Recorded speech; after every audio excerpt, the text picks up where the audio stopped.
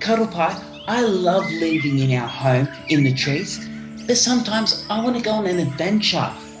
I like being here, Snugglepot. There are lots of things to look at and it's very safe. But don't you want to go on an adventure away from our home? Not really. But I have been thinking about seeds. About seeds. Well, if you think about it, they go on a bit of an adventure. What do you mean, Cuddlepie? Well, plants make seeds so more plants can grow. Yes. And those seeds need to be as far away from the parent plant as possible so that they have plenty of land to grow on. Right. So, seeds need to travel. They go on an adventure. But, Cuddlepie, seeds don't have legs to walk with, Yeah, or taxi cabs to catch, yeah, or wings to fly, yeah. or Mr. Lizard to carry them. Well, there are lots of ways that seeds can travel, and animals are one way. How do animals help spread seeds? Well, there's also wind, and gravity, and water, and animals, and some plants even have exploding seeds. I think I want to be a seed. Do you want to have a look at some of the seeds we have at our home? Well, the first logical one is a gum nut. How do you think gum seeds travel? Let's have a look inside. Look, see how it's got tiny little seeds?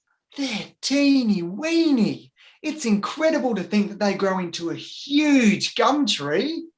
I think they get blown away in the wind. Why do you think that? Well, the gum nut spends a long time in the tree, and then they open up and the wind takes the seeds away on an adventure.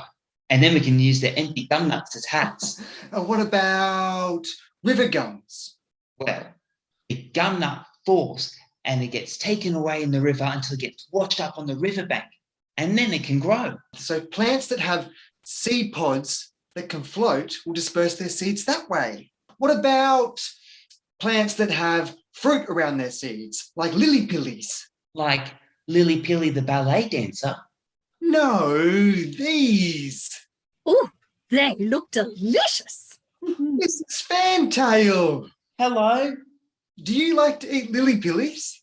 Oh, I do. They're delicious. Haven't you tried them? Oh, birds love to eat plants that have fruit with seeds inside them. Well, I don't really notice the seeds because they go straight inside me and then, well, the seeds have a hard husk and they don't break down inside my tummy. And then Poop.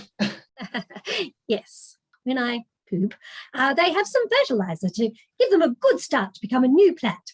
Lots of birds and animals and bats help seeds travel that way. That's amazing. That's amazing. Mrs. Fantail, do other animals help spread seeds? Oh, yes, and so do gum nut babies and blossoms and furry animals like possums. How do we do that? Well, have you ever heard of a burr? They're very spiky and they stick on your clothes and your shoes and your feathers. I've had one of them. Father called it a bindi. It hurt a little bit when it stuck to my finger. And did you leave it behind? I sure did. I didn't want it sticking to me. So that's how the seeds travelled. That's right. Well, I must fly.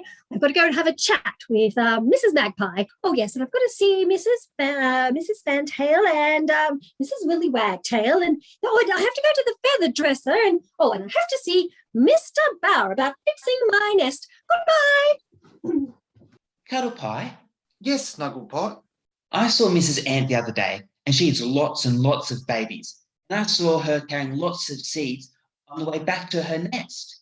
Well, in Australia, lots of our native plants need ants to transport their seeds. I never really thought about how seeds moved, but now I know a little bit more. We both have. Hey, Cuddlepie, do you want to go on an adventure around our tree and see how many different seeds there are? As long as there are no humans. I promise it will only be from a distance.